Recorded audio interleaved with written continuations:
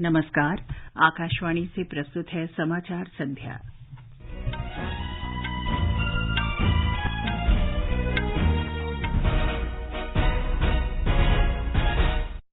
प्रधानमंत्री नरेंद्र मोदी ने कहा, विकसित भारत बनाने के लिए मेक इन इंडिया का विस्तार जरूरी।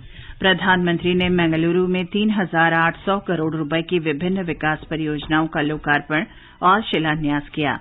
प्रधानमंत्री ने कहा, विक्रांत केवल एक युद्धपोत नहीं, बल्कि 21वीं सदी के भारत के कठिन परिश्रम, प्रतिभा, प्रभाव और समर्पण का प्रतीक। भारतीय विशिष्ट पहचान प्राधिकरण ने जन शिकायतों के निवारण में सभी मंत्रालयों और विभागों में शीर्ष स्थान प्राप्त किया। केंद्रीय मंत्री जितेंद्र सिंह ने कहा, राष्ट्रीय शिक्षा नीति 2020 भारतीय शिक्षा नीति को वैश्विक मानकों के अनुसार नया रूप देगी। रिजर्व बैंक ने किसान क्रेडिट कार्ड के डिजिटलाइजेशन का पायलट प्रोजेक्ट शुरू करेगा। गुजरात में कार दुर्घटना में 6 श्रद्धालुओं की मृत्यु और 9 घायल। प्रधानमंत्री ने दुर्घटना में मारे गए लोगों के प्रति गहरा दुख व्यक्त किया। पूर्व फुटबॉल खिलाड़ी कल्याण चौबे अखिल भारतीय फुटबॉल महासंघ के अध्यक्ष चुने गए और डूरंड कप फुटबॉल में गुवाहाटी में इंदिरा गांधी एथलेटिक्स स्टेडियम में नॉर्थ ईस्ट यूनाइटेड ने सुदेवा दिल्ली को 2-0 से पराजित किया।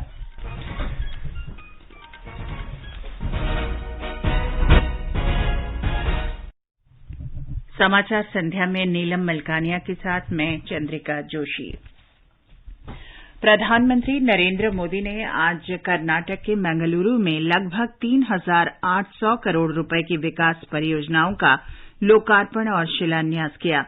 प्रधानमंत्री ने एक जनसभा में कहा कि आज का दिन भारत के इतिहास में स्वर्णाक्षरों में लिखा जाएगा। क्षेत्रीय सुरक्षा हो या आर्थिक सुरक्षा, भारत में असीम अवसर विद्यमान हैं।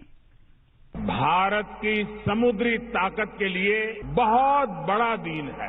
राष्ट्र की सैन्य सुरक्षा हो या फिर राष्ट्र की आर्थिक सुरक्षा, भारत आज बड़े अवसरों का साक्षी बन रहा है। कोची में भारत के पहले स्वदेशी एयरक्राफ्ट कैरियर के लोकार्पण ने हर भारतीय को गर्व से भर दिया और यहां मंगलुरु में 3,700 करोड़ रुपए से अधिक के प्रोजेक्ट का लोकार्पण, शिलान्यास और भूमि पूजन हुआ है। प्रधानमंत्री ने कहा कि इन परियोजनाओं से लोगों का रहन सहन आसान होगा और विशेष रूप से कर्नाटक में रोजगार के अवसर बढ़ेंगे। उन्होंने कहा कि एक जिला एक उत्पाद योजना से क्षेत्र के मछुआरों, कलाकारों और किसानों के उत्पादों के लिए बाजार की उपलब्धता सुगम होगी। प्रधानमंत्री ने कहा कि स्वतंत्रता दिवस के अवसर पर लाल किले के प्राचीर से पंच प्रण का उद्घोष भारत को विकसित राष्ट्र बनाने के लिए किया गया। उन्होंने कहा कि भारत को विकसित बनाने के लिए देश के विनिर्माण क्षेत्र का विस्तार करके मेक इन इंडिया का रूप देना अत्यधिक आवश्यक है। विकसित भारत के निर्माण के लिए देश के मैन्युफैक्चरिंग सेक्टर का मेक इन इंडिया विस्तार करना बहुत जरूरी है। विकसित भारत के निर्माण के लिए जरूरी है हमारा एक्सपोर्ट बढ़े, दुनिया में हमारे प्रोडक्ट कॉस्ट के मामले में कॉम्पिटिटिव हो, ये सस्ते और सुगम लॉजिस्टिक्स के बिना संभव ही नहीं है। इसी सोच के साथ पिछले 8 वर्षों से देश के इंफ्रास्ट्रक्चर पर अभूतपूर्व काम हो रहा है। बंदरगाह आधारित विकास की दिशा में किए गए प्रयासों का उदाहरण देते हुए प्रधानमंत्री ने कहा कि ये विकास का महत्वपूर्ण मंत्र है। इस तरह के प्रयासों से भारत की बंदरगाह क्षमता मात्र 8 वर्ष में दोगुनी हो गई है। भारतमाला से सीमावर्ती राज्यों के रोड इंफ्रास्ट्रक्चर को सशक्त किया जा रहा है, तो कोस्टल इंफ्रास्ट्रक्चर को सागर माला से शक्ति मिल रही है। भाई और बहनों, बीते वर्षों में देश ने पोर्ट लेड डेवलपमेंट को विकास का एक अहम मंत्र बनाया है। इन्हीं प्रयासों का परिणाम है कि सिर्फ 8 वर्ष में भारत के पोर्ट की कैपेसिटी लगभग 2 गुनी हो गई है। प्रधानमंत्री मोदी ने कहा कि देश में गरीबों के लिए 3 करोड़ से अधिक मकान बनाए गए हैं। कर्नाटक में गरीबों के लिए 8 लाख से अधिक पक्के मकानों की स्वीकृति दी गई है। उन्होंने कहा कि जल जीवन मिशन के अंतर्गत देश के 6 करोड़ से अधिक घरों को मात्र 3 वर्ष में पाइपलाइन के जरिए पीने के पानी की सुविधा उपलब्ध करा दी गई। प्रधानमंत्री ने कहा कि आयुष भारत योजना के अंतर्गत लगभग 4 करोड़ गरीबों को अस्पताल में भर्ती रहने के दौरान निःशुल्क उपचार मिला। इसके कारण गरीबों के लगभग 50,000 करोड़ रुपए बचे।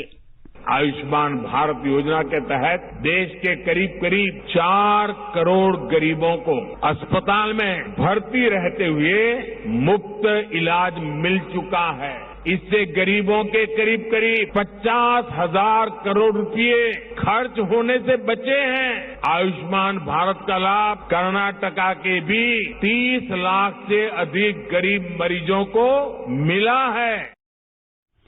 श्री मोदी ने कहा कि छोटे किसानों, छोटे व्यापारियों, मछुआरों, स्ट्रीट वेंडर्स और ऐसे करोड़ों लोगों को पहली बार देश के विकास का लाभ मिलने लगा है। प्रधानमंत्री ने कहा कि डिजिटल भुगतान ऐतिहासिक स्तर पर पहुंच गए हैं और भीम यूपीआई जैसे नवाचार दुनिया भर के लोगों का ध्यान आकर्षित कर रहे हैं।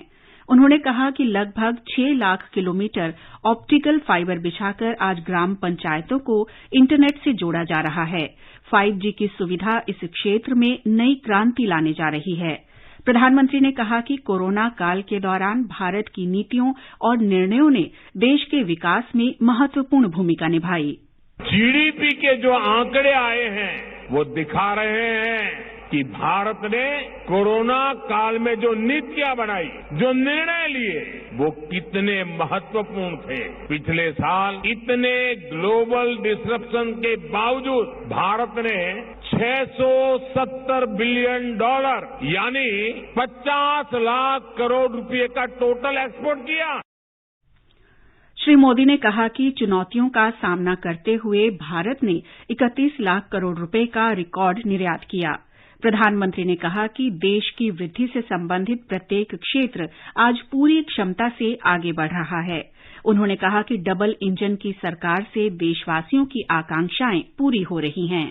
डबल इंजन की सरकार देश के लोगों की आकांक्षाओं को पूरा करने के लिए दिन रात मेहनत कर रही है। देश के लोगों की आकांक्षा है कि भारत में वर्ल्ड क्लास इंफ्रास्ट्रक्चर हो। आज देश के कोने कोने में आधुनिक इंफ्रास्ट्रक्चर का निर्माण हो रहा है। देश के लोगों की आकांक्षा है कि हमारे ज्यादा से ज्यादा शहर मेट्रो कनेक्टिविटी से जुड़े हो। हमारी सरकार का प्रयास है, उसी की वजह से पिछले 8 साल में मेट्रो से जुड़े शहरों की संख्या 4 गुना हो चुकी है। देश के लोगों की आकांक्षा है उन्हें आसानी से हवाई उड़ान की सुविधा मिले। उड़ान योजना के तहत अब तक 1 करोड़ से ज्यादा यात्री हवाई जहाज में सफर कर चुके हैं। प्रधानमंत्री ने कहा कि सरकार के प्रयासों से देश ने इन वर्षों में तटीय परिवहन के क्षेत्र में महत्वपूर्ण वृद्धि देखी। पीएम गतिशक्ति राष्ट्रीय मास्टर प्लान के तहत 250 से अधिक रेल और सड़क परियोजनाओं की पहचान की गई, जिनसे बंदरगाहों तक निर्बाध संपर्क में मदद मिलेगी। प्रधानमंत्री ने आजादी का अमृत महोत्सव का भी जिक्र किया। उन्होंने गुलामी की बेड़ियों से देश को मुक्त कराने में रानी अब्बाक्का और रानी चेन्नाभैरा देवी के संघर्ष का भी स्मरण किया। इससे पहले प्रधानमंत्री नरेंद्र मोदी ने कोच्चि में स्वदेश निर्मित पहला विमान वाहक पोत INS विक्रांत आज राष्ट्र को समर्पित किया। प्रधानमंत्री ने भारतीय नौसेना के नए ध्वज का भी अनावरण किया। श्री मोदी ने कहा कि INS विक्रांत विश्व के क्षितिज पर नए भारत के उदय का प्रतीक है। केरला के समुद्री तट पर भारत का, हर भारतवासी एक नए भविष्य के सूर्योदय का साक्षी बन रहा है। INS विक्रांत पर हो रहा ये आयोजन विश्व क्षितिज पर भारत के बुलंद होते हौसलों की हुंकार है। आजादी के आंदोलन में हमारे स्वतंत्रता सेनानियों ने जिस सक्षम, समर्थ और शक्तिशाली भारत का सपना देखा था, उसी एक सशक्त तस्वीर आज हम यहां देख रहे हैं। प्रधानमंत्री ने कहा कि ये विशाल पोत कई मायनों में विशिष्ट है। ये केवल एक युद्धपोत नहीं, बल्कि कठिन परिश्रम, प्रतिभा और 21वीं सदी में भारत की प्रतिबद्धता और बढ़ते प्रभाव का उत्कृष्ट उदाहरण है। विक्रांत विशाल है, विराट है, विहंगम है। विक्रांत विशिष्ट है, विक्रांत विशेष भी है। विक्रांत केवल एक युद्धपोत नहीं है, ये 21वीं सदी के भारत के परिश्रम, प्रतिभा, प्रभाव और प्रतिबद्धता का प्रमाण है। यदि लक्ष्य दुरंत है, यात्राएं दिगंत है, समंदर और चुनौतियां अनंत है, तो भारत का उत्तर है विक्रांत। प्रधानमंत्री ने कहा कि युद्धपोत विक्रांत आजादी के अमृत महोत्सव का अतुल्य अमृत है और आत्मनिर्भर भारत का प्रतिबिंब है। प्रधानमंत्री ने कहा कि विक्रांत स्वदेशी कौशल, सामर्थ्य और संसाधन का बेहतरीन उदाहरण है। स्वदेशी सामर्थ्य, स्वदेशी संसाधन और स्वदेशी कौशल का प्रतीक है। इसके एयरबेस में जो स्टील लगी है, वो स्टील भी स्वदेशी है। ये स्टील डीआरडीओ के वैज्ञानिकों ने विकसित किया, भारत की कंपनियों ने प्रोड्यूस किया। एक युद्धपोत से भी ज्यादा एक तैरता हुआ एयरफील्ड है, एक तैरता हुआ शहर है। श्री मोदी ने नौसेना, कोचीन शिपयार्ड के इंजीनियरों, वैज्ञानिकों और विशेष रूप से इस परियोजना पर काम करने वालों के योगदान की सराहना की। प्रधानमंत्री ने कहा कि औपनिवेशिक काल के ध्वज को हटाकर नया ध्वज अपनाना भारतीय नौसेना की समृद्ध विरासत का प्रतीक है। आज से भारतीय नौसेना को एक नया ध्वज मिला है। अब तक भारतीय नौसेना के ध्वज पर गुलामी की पहचान बनी हुई थी, लेकिन अब आज से छत्रपति शिवाजी महाराज से प्रेरित नौसेना का नया ध्वज समंदर और आसमान में लहराए। प्रधानमंत्री ने कहा कि यदि देश का प्रत्येक नागरिक वोकल फॉर लोकल के मंत्र को अपने जीवन में उतार ले, तो आत्मनिर्भर भारत का लक्ष्य प्राप्त करना दूर नहीं होगा। इस अवसर पर रक्षा मंत्री राजनाथ सिंह ने आईएनएस विक्रांत के नौसेना में शामिल होने को ऐतिहासिक अवसर बताया। अमृतकाल के प्रारंभ में आईएनएस विक्रांत की कमीशनिंग अगले 25 वर्षों में राष्ट्र की सुरक्षा के हमारे मजबूत संकल्प को दोहराती है। आईएनएस विक्रांत एक एस्पिरेशनल और सेल्फ रिलायंट इंडिया का एक एक्सेप्शनल सिंबल है। यह एक आइकन है राष्ट्र के गौरव का, राष्ट्र की शक्ति का और राष्ट्र के संकल्प का। इसकी कमीशनिंग इंडिजिनस वारशिप और कंस्ट्रक्शन की राह में एक अनप्रेसिडेंटेड अचीवमेंट। गृह मंत्री अमित शाह ने आईएनएस विक्रांत राष्ट्र को समर्पित करने और नौसेना के नए ध्वज के अनावरण पर सभी देशवासियों को बधाई दी है। आज के दिन को ऐतिहासिक बताते हुए उन्होंने कहा कि छत्रपति शिवाजी महाराज से प्रेरित ये ध्वज प्रत्येक भारतीय के दिल में अपनी समृद्ध और गौरवमयी संस्कृति के प्रति सम्मान की भावना जगाएगा। उन्होंने कहा कि छत्रपति शिवाजी ने भी दूरदृष्टि के साथ समुद्री सीमाओं को सुरक्षित करने के लिए सशक्त नौसेना बनाई थी। आईएनएस विक्रांत रक्षा क्षेत्र में आत्मनिर्भर भारत का एक प्रकाश स्तंभ है। इसे देश के प्रमुख औद्योगिक घरानों के साथ साथ 100 से अधिक सूक्ष्म, लघु और मध्यम उद्यमों द्वारा आपूर्ति किए गए स्वदेशी उपकरणों और मशीनरी का उपयोग करके बनाया गया है। एक रिपोर्ट। आईएनएस विक्रांत के भारतीय नौसेना में शामिल होने के साथ ही भारत अमेरिका, रूस, ब्रिटेन, फ्रांस और चीन जैसे विश्व के उन चुनिंदा देशों में शामिल हो गया है जिनके पास देश के अंदर विमान वाहक पोत को डिजाइन और निर्माण करने की क्षमता है। आईएनएस विक्रांत समुद्र के ऊपर तैरता एक ऐसा एयरफोर्स स्टेशन है जहां से लड़ाकू विमान, मिसाइल और ड्रोन के जरिए दुश्मनों के नापाक मंसूबों को नष्ट नाबूद करने की क्षमता है। करीब 45,000 टन वजनी इस युद्ध पोत से 32 बराक 8 मिसाइलें दागी जा सकती हैं। ये पोत 30 लड़ाकू जेट विमानों को समायोजित करने में भी सक्षम है, जो हवा से हवा में मार करने वाली मिसाइलों और गाइडेड बमों से लैस है। इसके निर्माण में लगभग 20,000 करोड़ रुपए की लागत आई है। समाचार कक्ष से मैं अफरोज आलम।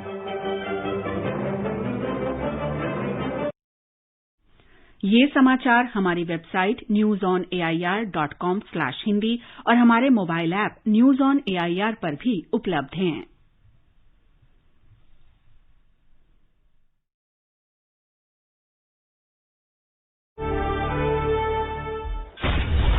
थी भरंगई और हमारे विशाल देश पर राज करने का स्वप्न देख रहे हैं, पर हम इनके स्वप्न को चकनाचूर कर देंगे। निकल पड़े स्वाधीनता के पथ भाले, स्वतंत्रता संग्राम की सुनी अनसुनी कहानियों के साथ स्वराज हर रविवार रात 9 बजे डीडी नेशनल पर। समाचार संध्या में आपका फिर स्वागत है। भारतीय विशिष्ट पहचान प्राधिकरण UIDAI जनता की शिकायतों के समाधान के मामले में सभी मंत्रालयों और विभागों में अग्रणी है। इस वर्ष अगस्त के लिए प्रशासनिक सुधार और जन शिकायत विभाग की रिपोर्ट में ये जानकारी दी गई है। प्राधिकरण ने केंद्रीकृत जन शिकायत समाधान और निगरानी प्रणाली के माध्यम से प्राप्त शिकायतों के समाधान में सबसे बेहतर प्रदर्शन किया। इलेक्ट्रॉनिकी और सूचना प्रौद्योगिकी मंत्रालय के बयान में कहा गया है कि प्राधिकरण देश के निवासियों की सेवा के लिए प्रतिबद्ध है। ये रहन-सहन और कारोबार करना आसान बनाने के लिए प्रेरक रहा है। UIDAI जन शिकायतों के शीघ्र समाधान के लिए अत्याधुनिक प्रणाली ग्राहक संबंध प्रबंधन CRM शुरू करने जा रहा है। ये सुविधा phone call, email, chatbot, web portal, social media, पत्र और वॉक इन थ्रू जैसे अनेक माध्यमों से उपलब्ध होगी। इससे उपभोक्ताओं को शिकायत निवारण, निगरानी और प्रभावी समाधान मिल सकेगा। रक्षा मंत्रालय ने कहा है कि पेंशन प्रशासन प्रणाली स्पर्श से इस वर्ष अगस्त में रक्षा पेंशन धारकों को 3090 करोड़ रुपए से अधिक राशि डिजिटल माध्यम से भेजी गई। एक और महत्वपूर्ण उपलब्धि के अंतर्गत 5,62,000 से अधिक रक्षा पेंशन धारक अगस्त में डिजिटल मंच स्पर्श से सफलतापूर्वक जुड़ गए हैं। अब स्पर्श पर पेंशन धारकों की संख्या 10 लाख से अधिक हो गई है। ये देश में कुल रक्षा पेंशन धारकों का लगभग 33% है। रक्षा मंत्रालय ने कहा कि ये क्रांतिकारी परिवर्तन केवल नवाचारों से ही संभव हुआ है। रिजर्व बैंक शीघ्र ही किसान क्रेडिट कार्ड के पूर्ण डिजिटीकरण की प्रायोगिक परियोजना शुरू करेगा। इसे KCC लैंडिंग भी कहा जाता है। रिजर्व बैंक के बयान में कहा गया है कि ग्रामीण वित्त का डिजिटीकरण रिजर्व बैंक के फिनटेक प्रयासों का मुख्य उद्देश्य है। ये प्रायोगिक परियोजना Madhya Pradesh union bank of India और तमिलनाडु में फेडरल बैंक के साथ चुनिंदा जिलों में शुरू की जाएगी। रिजर्व बैंक नवाचार केंद्र ने KCC लैंडिंग को विकसित किया है। प्रस्तावित डिजिटीकरण से किसान क्रेडिट कार्ड से ऋण लेने की प्रक्रिया अधिक दक्षतापूर्ण बनाने में मदद मिलेगी। इससे ऋण लेने वालों के लिए लागत घटेगी और ये प्रक्रिया तीव्र गति से सुलभ होगी और आवेदन करने से लेकर ऋण लेने तक की समयावधि कम होगी। इस समय ग्राहकों को भू स्वामित्व के प्रमाण और अन्य दस्तावेज के साथ व्यक्तिगत रूप से बैंक शाखा में जाना पड़ता है।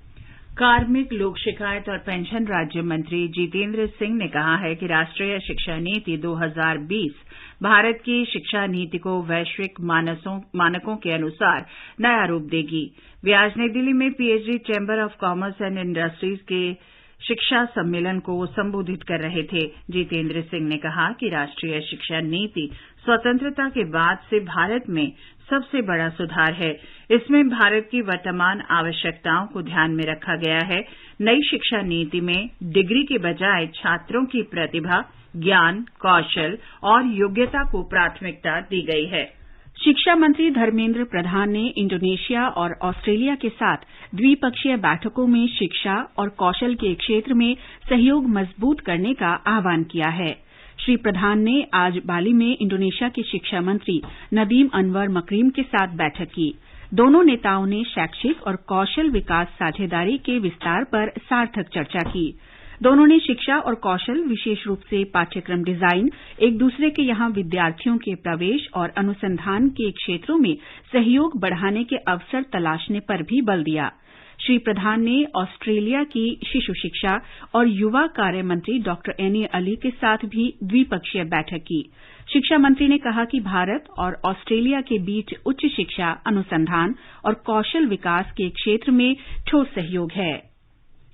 और अब आगे बढ़ने से पहले मुख्य समाचारों पर एक नजर।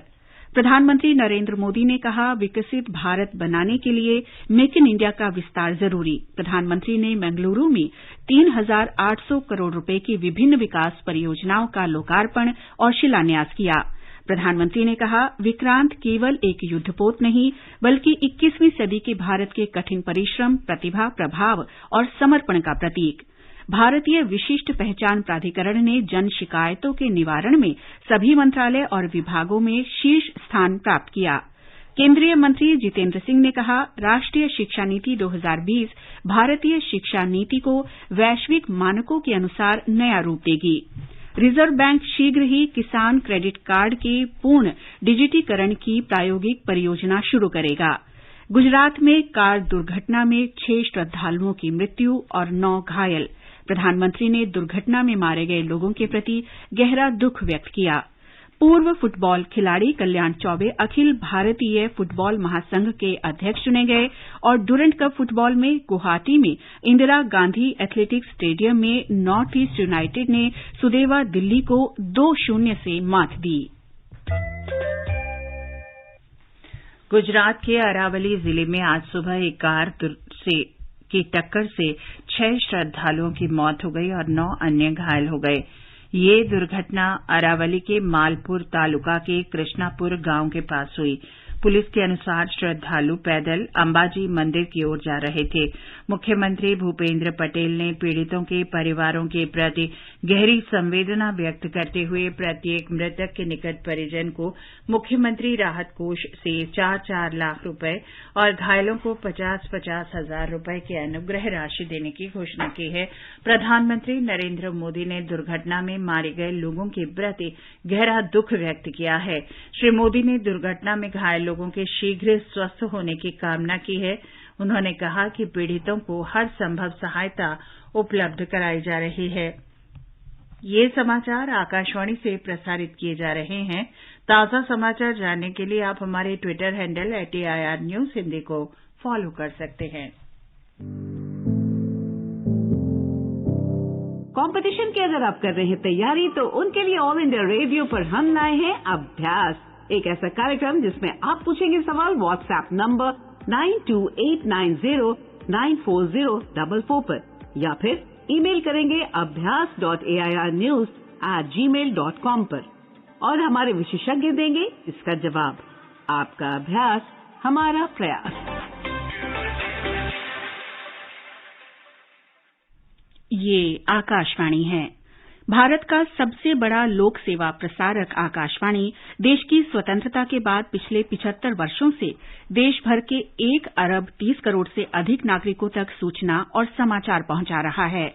आकाशवाणी समाचार आजाद भारत की बात आकाशवाणी के साथ श्रृंखला के साथ स्वतंत्रता के 75 वर्ष पूरे होने का उत्सव मना रहा है। ये कार्यक्रम आकाशवाणी के माध्यम से जीवन के विभिन्न क्षेत्रों में स्वतंत्रता के बाद भारत की यात्रा का वर्णन करता है। आज की कड़ी में हम आपके लिए 1966 से 1990 तक भारत रत्न से सम्मानित हस्तियों की जानकारी लाए हैं।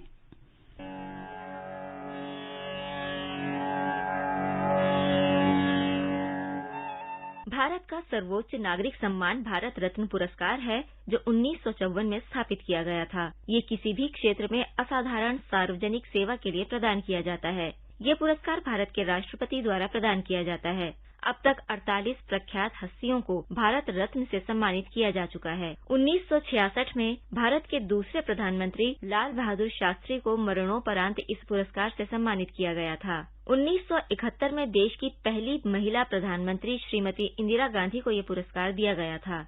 1975 में श्रमिक संगठन कार्यकर्ता और पूर्व राष्ट्रपति वी गिरी को इस पुरस्कार से सम्मानित किया गया था। 1976 में स्वतंत्रता सेनानी और तमिलनाडु के पूर्व मुख्यमंत्री के कामराज को मरणोपरांत ये पुरस्कार प्रदान किया गया।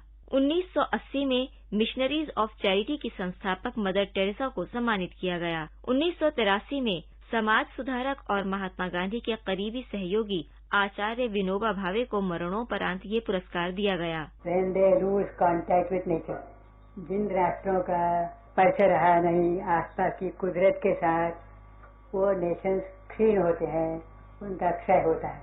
ये इसका अर्थ है। इस वास्ते खेती के साथ, निसर्ग के साथ संबंध रखना अत्यंत आवश्यक है।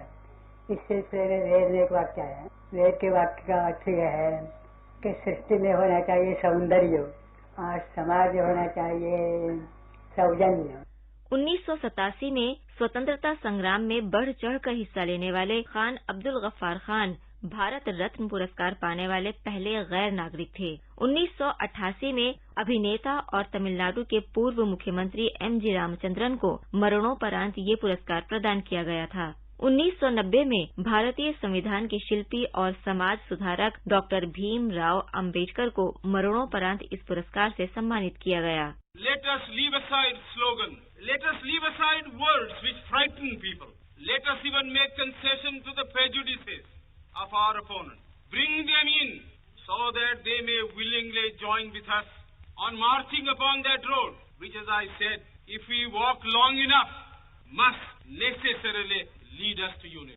रंग भेद विरोधी आंदोलन के नेता और दक्षिण अफ्रीका के तत्कालीन राष्ट्रपति डॉक्टर नेल्सन मंडेला को उसी वर्ष ये पुरस्कार दिया गया था। Your Royal Highness, distinguished guests, comrades and friends, today all us do by our presence here and by our celebrations in other parts of our country and the world confer glory and hope to newborn liberty. Out of the experience of an extraordinary human disaster that lasted too long, must be born a society of which all humanity will be proud.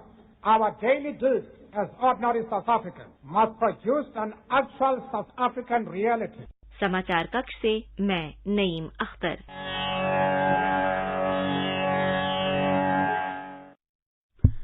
आजाद भारत की बात आकाशवाणी के साथ कार्यक्रम Twitter @AIR news alerts पर, YouTube channel news on AIR official पर, news on AIR app, Facebook और Instagram पर सुना जा सकता है। आजाद भारत की बात आकाशवाणी के साथ सुनने के लिए आकाशवाणी समाचार से जुड़े रहें। पद्म पुरस्कार 2023 के लिए 15 सितंबर तक नामांकन किए जा सकते हैं। गृह मंत्रालय ने कहा है कि पद्म पुरस्कारों के लिए सिफारिशें और नामांकन केवल राष्ट्रीय पुरस्कार पोर्टल पर ऑनलाइन प्राप्त किए जाएंगे। पुरस्कारों की घोषणा अगले वर्ष गणतंत्र दिवस के अवसर पर की जाएगी। भारत के पूर्व गोलकीपर और पश्चिम बंगाल से भारतीय जनता पार्टी नेता कल्याण चौबे अखिल भारतीय फुटबॉल महासंघ AIFF के नए अध्यक्ष चुने गए हैं। AIFF के चुनावों के लिए मतदान आज नई दिल्ली में हुआ। श्री चौबे ने चुनाव में दिग्गज फुटबॉल खिलाड़ी बाईचुंग भूटिया को 33-1 के बड़े अंतर से मात दी। AIFF के 85 साल के इतिहास में श्री चौबे पहले ऐसे व्यक्ति हैं जो खिलाड़ी के बाद अध्यक्ष चुने गए हैं। डूरंट कप फुटबॉल में कोलकाता के किशोर भारती क्रीड़ांगन में मोहम्मडन स्पोर्टिंग और बेंगलुरु FC के बीच मैच 1-1 से बराबरी पर समाप्त हुआ। आज के एक अन्य मैच में गुवाहाटी में नॉर्थ ईस्ट यूनाइटेड ने सुदेवा दिल्ली को 2-0 से मात दी। एशिया कप क्रिकेट में शारजाह में पाकिस्तान का मुकाबला हांगकांग से हो रहा है। ताजा समाचार मिलने तक पाकिस्तान ने 10 ओवर में 1 विकेट पर 64 रन बना लिए थे।